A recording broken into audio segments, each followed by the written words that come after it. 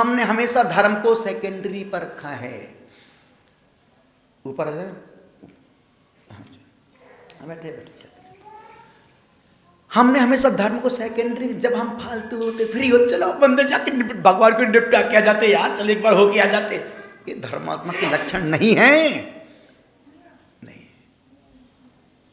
निवेदन आपसे कर रहा हूं, 24 घंटे में एक बार भगवान जिनेंद्र के दर्शन, 1000 काम छोड़ के दर्शन करने जाओ। हमेशा बोलता हूं मैं, यदि आपको दिन में आपको चाय ना मिले तो सिर में दर्द हो जाता है। प्रमोद बाबू, दिन में चाय ना मिले तो सिर में दर्द हो जाता है, और भगवान का दर्शन ना मिले तो कहीं कोई दर्द नहीं होता है।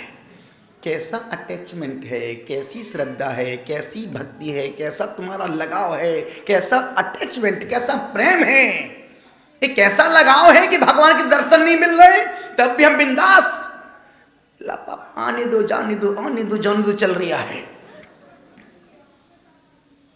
अनुरोध आपसे कर रहा हूं, बात श्रद्धा की कर रहा हूं, बात विवेक की कर रहा हूं। पहला पुण्य 24 घंटे में एक बार 1000 काम छोड़ करके जिनेंद्र भगवान के दर्शन करना। और जब भगवान को देखो तुम्हारा रोम रोम खिल जाए, पुलकित प्रफुल्लित हो जाए, लगे जैसे वर्षों वर्षों के बाद मुझे भगवान जिनेंद्र के दर्शन का लाभ आज पहली बार मिला है। जब भगवान को देखो तो तुम्हारा मन गा उठे, तुम्हारा मन झूम उठे, और तुम्हारे मन से रोम रोम से निकल जाए, तुम्हारे दर्शन बिन स्वामी। एक माइक लगा दे भाई वहां पर, बहुत ही अच्छा है। मैं सोचा तो मुझे अच्छा गाना आता, लेकिन हमसे अच्छा तो हमारी ज्ञानमती माता जी गाती हैं। तुम्हारे दर्शन बिन स्वामी। अभी कोई मैं कीर्तन नहीं करवा रही, मैं तो ये बोल रहा हूं, जब भगवान को दर्शन करो, जब भगवान को देखो तो तुम्हारा रोम रोम खिल जाए और मन गा उठे और मन कह उठे, तुम्हारे दर्शन बिन स्वामी मुझे ना चैन पड़ती है, छवि बैरागी मूरत सामने नैनों की रहती है, तुम्हारे दर्शन बिन स्वामी।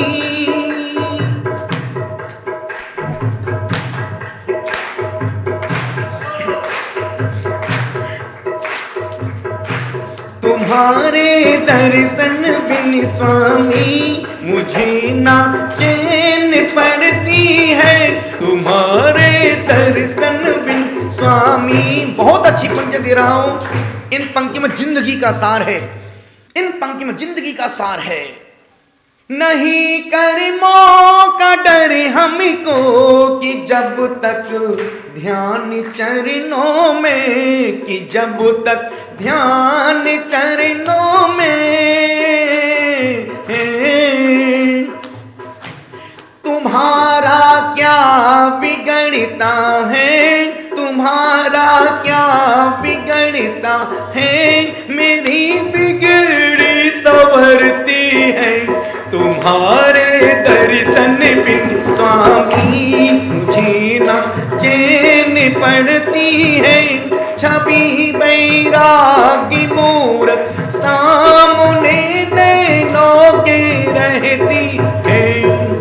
निवेदन, इतनी बेचैनी, इतनी बेचैनी, भगवान का दर्शन न मिले तो मन बेचैन हो जाए, मन सिर उठे कि यार आज भगवान के दर्शन का लाभ नहीं मिल पाया।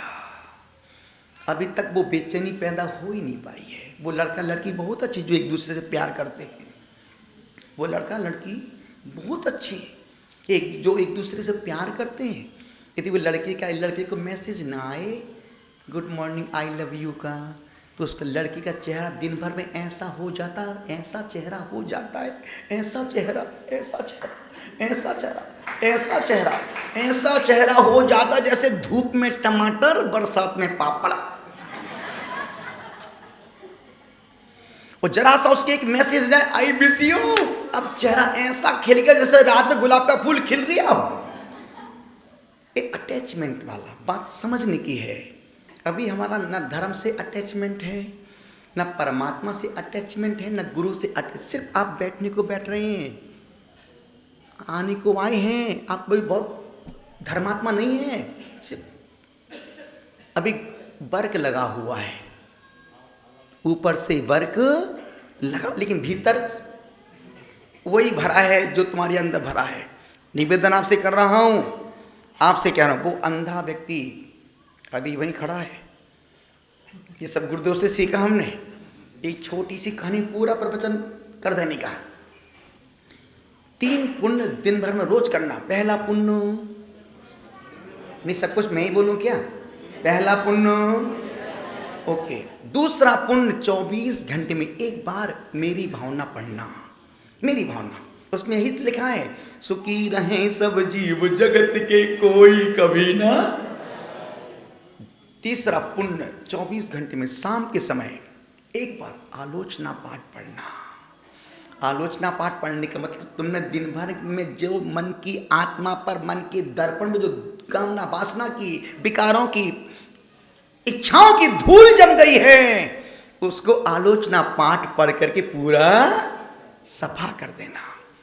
उसमें यही तो लिखा है, हाँ हमें दुष्ट अपराधी सुनिए जिन अर्ज हमारी, हमें दोषी किए अति भारी।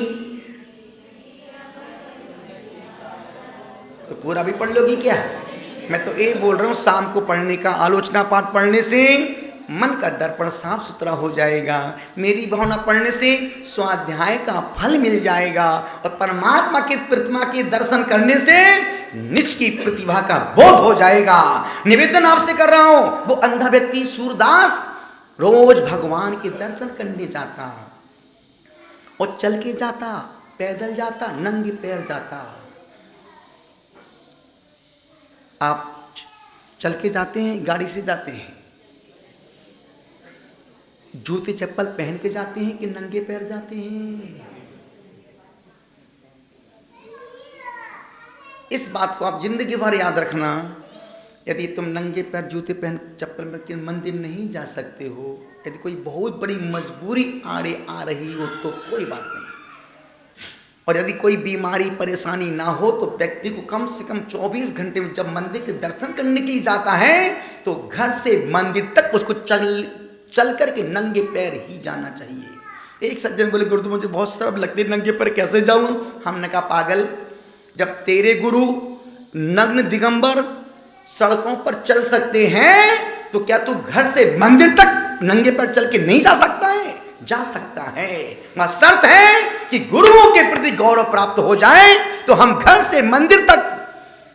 पहले के लोग देखो ना, पहले के लोग नंगे पैर घर से चल करके मंदिर तक जाते थे, कभी बीमार नहीं पड़ते थे।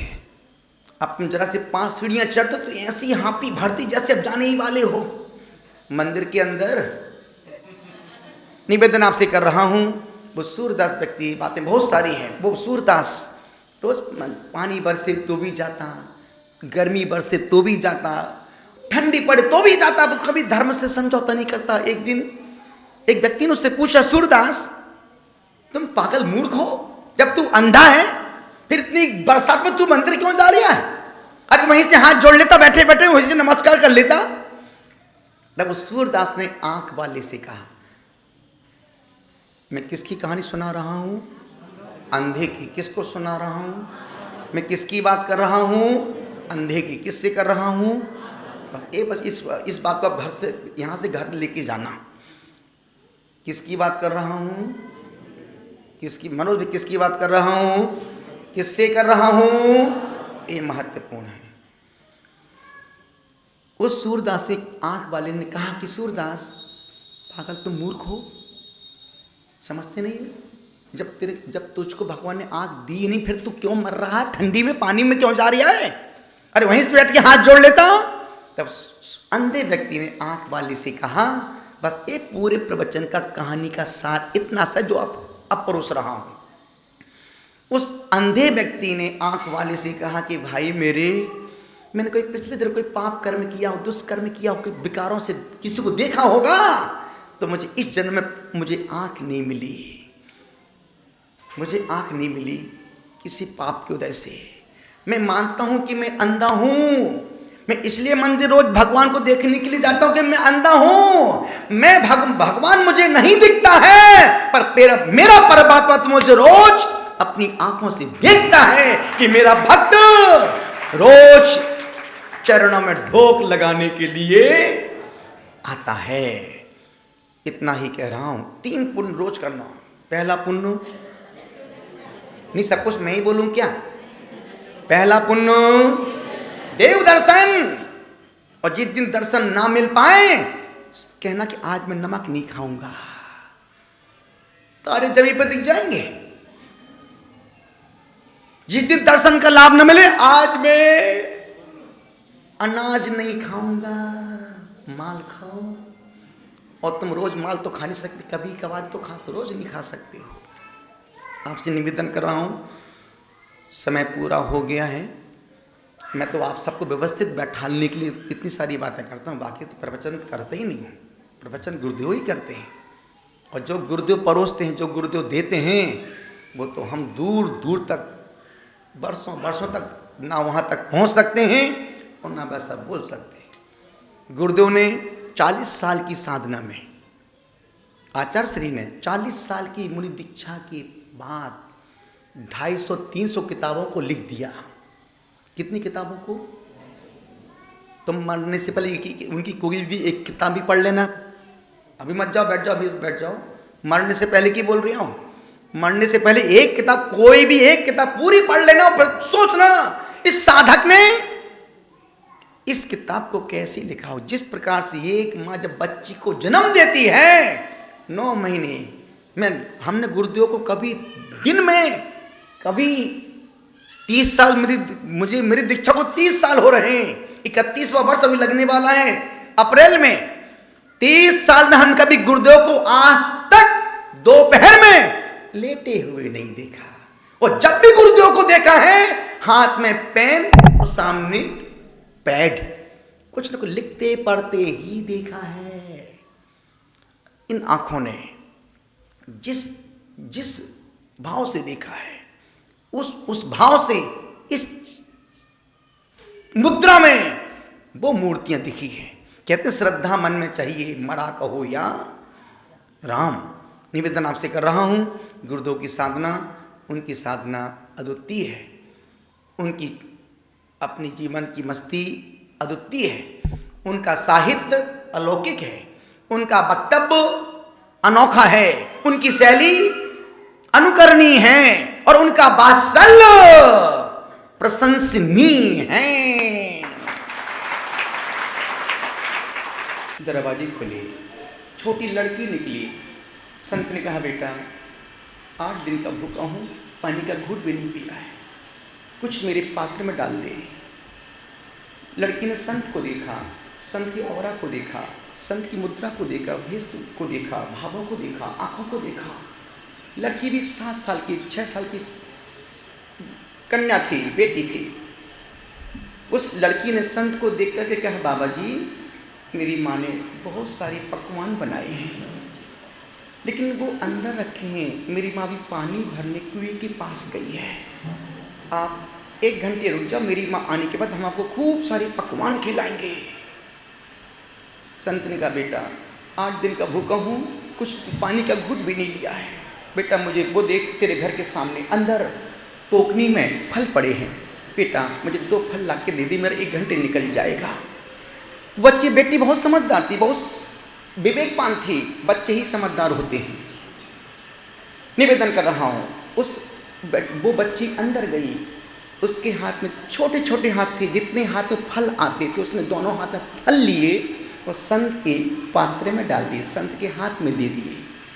संत ने फल को देखा, उस बेटी के चेहरे की मुस्कुराहट की इबादत को पढ़ा और कहा, बेटी 1 फल से मेरा 1 घंटा निकल जाएगा, ये 3 फल तू अपने पास रख ले, ये सबको तू प्रसाद खिला देना। बेटी ने सोचा कि यार जब तक टोकनी में पड़े थे तब तक वो एप्पल था, अमरूद था, केला था, अंगूर थे। संत ने अपने हाथ में लिया और वापस करते हुए कहा कि बेटा लो, एक प्रसाद तो सबको खिला देना। उस बेटी ने वो फल को नीचे रखा और संत से कहा, महात्मा जी, जब साधारण से फल आपका स्पर्श पाके प्रसाद बन सकते हैं तो आप अपना हाथ मेरे सिर पर रख दो ताकि मेरा जीवन परमात्मा का प्रसाद बन जाए। गुरुदेव भी सब भक्तों के जीवन को प्रसाद बना रहे हैं। जीवन कंकरीली राहों से गुजर रहा है। कहते हैं ना, जिंदगी के सफर में गुजर जाते हैं जो मकान, वो फिर नहीं आते हैं। गुरुदेव की इस बरसती अनुकंपा में यदि तपस्वी ने उपवास किए हैं, और देखो ना 10 दिन बीच में फिर एक दिन थोड़ी सी धूप निकली थी, वो बस कपड़े सुखाने के लिए। और ध्यान रखना, शुरू का बरसता पानी और नई शादी की बीवी शुरू में अच्छी लगती है, बाद में किच किच किच किच किच किच किच किच चलते चलते अरे भगवान, नहीं करता तो बहुत अच्छा था। निवेदन आपसे कर रहा हूँ, गुरुदेव ने जो अपनी, कल आपने देखा होगा कल शाम का दृश्य, गुरुदेव के पास शब्द कम थे, भाव ज़्यादा थे। जिन शब्दों को, जिन हम भावों को शब्दों में हम परो नहीं सकते हैं, गुरुदेव ने उन भावों को झमाझम बरसा दिया। और गुरुदेव उस दृश्य को देख करके अपने जाप कक्ष की ओर चले गए। उसके बाद हम सोचते रहे कि यार इतना ज़्यादा ऐसी श्रद्धा, ऐसी समता, ऐसी करुणा, ऐसी वितर्क में। और ध्यान रखना, एक कद पद वाला व्यक्ति यदि छोटे से कहे कि बेटा तुम मुझे माफ कर देना, इसका मतलब कि उसके जीवन में धर्म घट गया है। और जब धर्म घटता है तभी व्यक्ति एक दूसरे क्षमा मांग पाते, अन्यथा हाथ बांध के बहुत से लोग जी रहे हैं जिंदगी में। और निवेदन कर रहा हूं, कभी कभी क्षमा मांगना सरल है, पर क्षमा करना, सब कुछ मैं ही बोलूं क्या?